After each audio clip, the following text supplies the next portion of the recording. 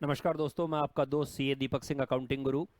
पिछले कुछ दिनों से कई स्टूडेंट्स के मेरे पास मैसेज आ रहे थे कि सर अब हम किस चीज़ की तैयारी करें। हमारी विद्युत विभाग जूनियर अकाउंटेंट की एग्ज़ाम तो पूरी हो चुकी है और अकाउंट ऑफिसर का रिजल्ट भी आ गया है और अकाउंटेंट का रिजल्ट भी कभी भी आ सकता है। तो अब आगे के लिए हमें क्या करना है?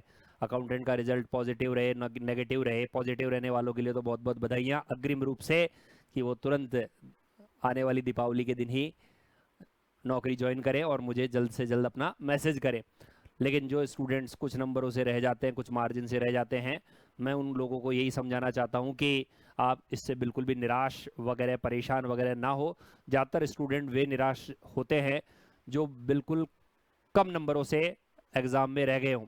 जैसे कुछ स्टूडेंट्स जो मेरे अकाउंट ऑफिसर में थे, कईयों के 140 प्लस नंबर बने थे, बट जो कट ऑफ 148.75 गई थी, इस वजह से वो काफ़ी निराश हुए थे। तो मैं उन स्टूडेंट्स को, साथ ही मेरे कई स्टूडेंट्स जो किसी कारणवश मुझसे संपर्क ना कर पाए, उनको ये कहना चाहता हूँ कि सफलता सभी को अच्छी लगती है, बट कई बार कुछ लक फैक्टर भी काम करता है। इसकी वजह से हम अपना अपेक्षित परिणाम प्राप्त नहीं कर पाते। मेहनत होती है, बट एक दो नंबर जो होते हैं वो लक फैक्टर के भी होते हैं। इसके अलावा जो मैं बार बार अपने हर वीडियो में कहता हूं कि सिलेक्शन करने वाले क्वेश्चन 3 से 4 ही होते हैं।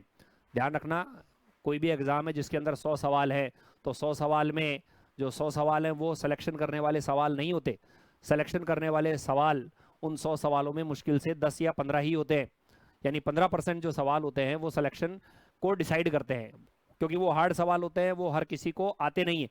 तो हर एक स्टूडेंट जो कि मेहनत कर रहा है, अच्छी तरह से तैयारी कर रहा है, उन्हें उन 15 सवालों के लिए जी तोड़ प्रयास करने पड़ेंगे ताकि वो बिल्कुल मार्जिन से ना रहें। अब खैर हम मुद्दे पर आते हैं कि भविष्य में कौन कौन सी वैकेंसी आने की संभावना है। तो एक तो फर्स्ट ग्रेड कॉमर्स, जिसे स्कूल लेक्चरर का भी बोलते हैं, कॉमर्स के स्टूडेंट्स के लिए है।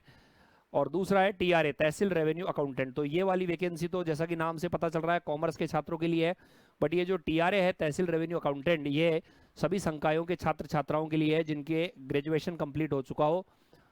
आर्ट्स हो, कॉमर्स हो, साइंस हो, सबके लिए है। पिछले अनुभवों के आधार पर मैं बता रहा हूँ कि टीआरए सबके लिए थी, तो संभावित है कि अब की बार भी ये सबके लिए होगी। क्या सर इसका संभावना कैसे पता चल रहा है? तो एक अखबार के अंदर न्यूज़ आई थी, काफ़ी पुरानी न्यूज़ है, लेकिन मैं उसका रेफरेंस इस कारण से ले रहा हूं कि उस न्यूज़ के अंदर ग्राम सेवक के बारे में भी इंफॉर्मेशन दी गई थी, और ग्राम सेवक का जो एग्ज़ाम का नोटिफिकेशन है वो अभी आप सब लोगों को मालूम है कि वो आ चुका है।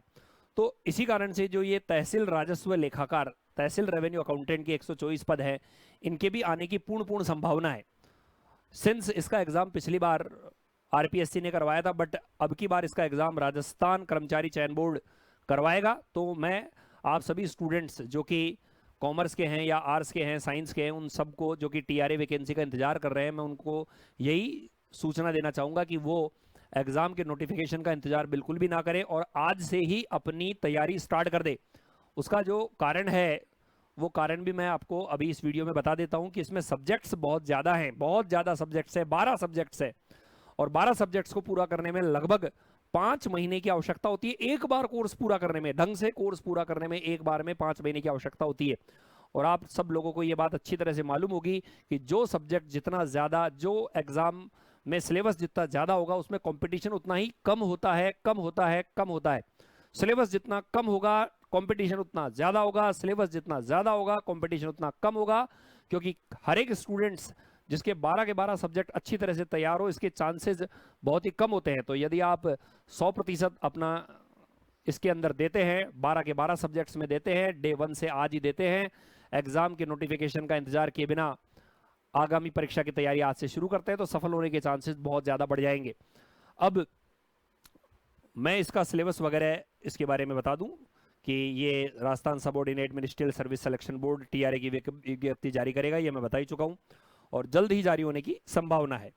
ठीक है, और इसके अंदर टोटल जो है वो 2 पेपर आएंगे, 450 नंबर के। किस तरह से होगा वो मैं आपको हल्का सा इसका आइडिया बता देता हूं। तो देखिए आपके सामने ये है, ये पार्ट 1 है। पार्ट 1 में 1 2 3 4 5 6 सब्जेक्ट है। 6 सब्जेक्ट्स में 450 है। हर सब्जेक्ट के 25 प्रश्न आते हैं, और सबसे अच्छी बात क्या है कि इसमें प्रश्न की संख्या भी फिक्स है कि मिक्स प्रश्न नहीं आते। 1 से 25 तक हिंदी के आने हैं तो हिंदी के ही आएंगे, 26 से 50 तक अंग्रेजी के आने हैं तो अंग्रेजी के ही आएंगे। यानी मिक्सिंग वाले क्वेश्चन नहीं आते कि एक बार हिंदी आ गया फिर अंग्रेजी आ गया फिर हिंदी आ गया फिर अंग्रेजी आ गया फिर गणित आ गया, ऐसा कुछ भी नहीं है। सीरियल वाइज बिल्कुल फिक्स है। और सबसे अच्छी बात, इनका सिलेबस भी स्पेसिफाइड है कि ये चैप्टर आएंगे, आपको इन चैप्टर के इन डेप्थ गहराई में जाकर के स्टडी करनी होती है। इसके लिए टाइम 2.5 घंटे है पार्ट 1 में, और पार्ट 2 में आपका बुक कीपिंग एंड अकाउंटिंग है, बिजनेस मेथड है, और ऑडिटिंग है, इकोनॉमिक्स है, आरएसआर एंड जीएफएनआर है। तो इसमें भी फिक्स है कि 1 से 25 तक जो सवाल आते हैं वो बुक कीपिंग एंड अकाउंटेंसी के आते हैं, जो कि 75 नंबर के होते हैं। फिर 26 से 50 तक बिजनेस मेथड के आते हैं। तो सबसे अच्छी बात यही है कि आपको पता होता है और आप अपने निर्धारित सब्जेक्ट जिसके अंदर आपकी सबसे अच्छी तैयारी है, जैसे फॉर एग्जांपल आपकी बिजनेस मेथड में सबसे शानदार तैयारी है, तो सीधा ही जैसे पार्ट 2 का पेपर आपके पास में आता है तो सीधा ही आप जो है वो पेपर जो स्टार्ट करेंगे वो 51 से 75 वाले सवाल सबसे पहले स्टार्ट करेंगे, क्योंकि उसमें आपका कॉन्फिडेंस लेवल अप हो जाएगा। तो इसमें सबसे अच्छी बात यह है, सवालों की संख्या बहुत ज़्यादा है, टोटल 300 सवाल है। तो ईच एंड एवरी फैक्ट जो स्टूडेंट्स की नॉलेज का है वो विभाग चेक करता है, और इंटेलिजेंट स्टूडेंट, मेहनत करने वाले स्टूडेंट्स के लिए ये एग्ज़ाम बहुत ही बढ़िया है।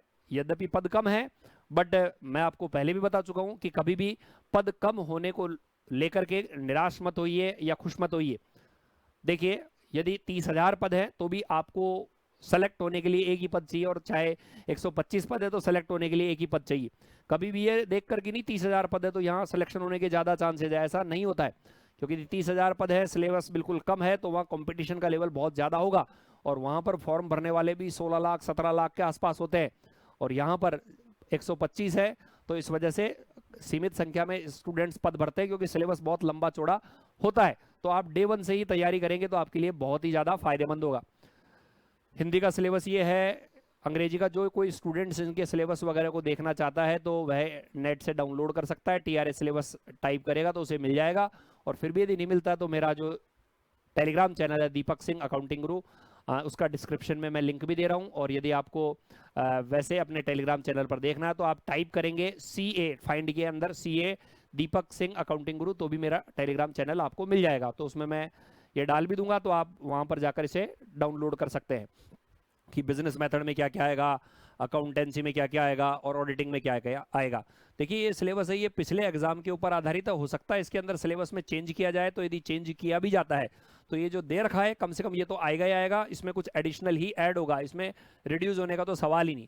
या तो एज इट इज ये का ये सिलेबस रहेगा, या कुछ बढ़ता है तो ये जो है उसके अलावा ही कुछ ऐड होगा, यानी ये तो आएंगे ही आएंगे। तो मेरी राय आपको मैं बता ही चुका हूँ, आज से ही तैयारी करने वाला ही जीत में रहेगा। जो स्टूडेंट कॉलेज लेक्चरर की तैयारी करना चाहते हैं तो उनको तो ये सिलेबस पता ही होगा कि उनके 12th level, graduation level, post graduation level के जो चैप्टर्स हैं वो आते हैं, तो उनको भी आज से ही इसकी स्टडी करनी चाहिए यदि वो एक स्कूल लेक्चरर के रूप में अपना करियर स्थापित करना चाहते हैं। तो सारे स्टूडेंट्स को नटशेल में एक ही बात बार बार यही कह रहा हूँ कि जो आपने कर दिया है, जो कंप्लीट हो चुका है वो तो अच्छी बात है, बट यदि आपको अपना जो करियर है वो गवर्नमेंट जॉब में ही लेना है तो आप एग्ज़ाम देते जाइए और अगले एग्ज़ाम के लिए भरपूर तैयारी करते जाइए। क्योंकि ऐसा कभी भी नहीं होता है कि किसी पर्टिकुलर एग्ज़ाम के लिए आप तैयारी करते हैं और उसी एग्ज़ाम में आपका सिलेक्शन हो जाता है। आपको कई सारे एग्ज़ाम देने पड़ते हैं, पूर्ण लग्न और पूर्ण मेहनत के साथ देने पड़ते हैं, तब जाके किसी एक एग्ज़ाम में आपका सिलेक्शन हो पाता है। इसका जो एग्जाम्पल है वो आप नीरज चोपड़ा से भी देख सकते हैं, जो कि ओलंपिक में गोल्ड मेडल विजेता है। उसका ये कहना है कि मेरे उस एक जो उसका भाला था जिसने कि उसे गोल्ड मेडल दिलवाया था भाला फेंक में, तो उसको सब देखते हैं, लेकिन उसके पीछे मैंने जो लाखों बार प्रैक्टिस की है उसको कोई नज़र नहीं देखता। उस सबको वो सफलता वाला भाला जो फेंका गया है वही याद रहता है।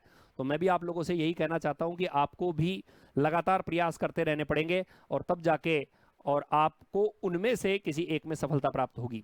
ठीक है, तो इसी शुभकामना के साथ मैं आपका दोस्त इस वीडियो को अंत करता हूं। एक बार मैं अपने एक स्टूडेंट बजरंग रोज को शुभकामनाएं देना चाहता हूं, जो कि अकाउंट ऑफिसर एग्जाम में क्लियर हो गया है, जिसका रिजल्ट अभी डिक्लेयर हुआ है। वो मेरा एक नियमित स्टूडेंट था, लगातार मेरे से व्हाट्सएप पर क्वेरी करता रहता था, और उसकी क्वेरी में हर बार अपनी नॉलेज के हिसाब से उसको जवाब भी देता रहता था। तो मैं आप सब लोगों को ये कहना चाहता हूँ कि आप अपना एक स्टूडेंट्स जो आपके पढ़ने वाले दोस्त हैं जो कि मोटिवेट रहते हैं, उनके साथ में लगातार बातचीत करते रहिए, उनके सुझाव लेते रहिए, अपने सुझाव उसे देते रहिए। ठीक है, एग्जाम का माहौल बनाते रहिए और हमेशा मोटिवेट रहिए। Thank you very much. Okay.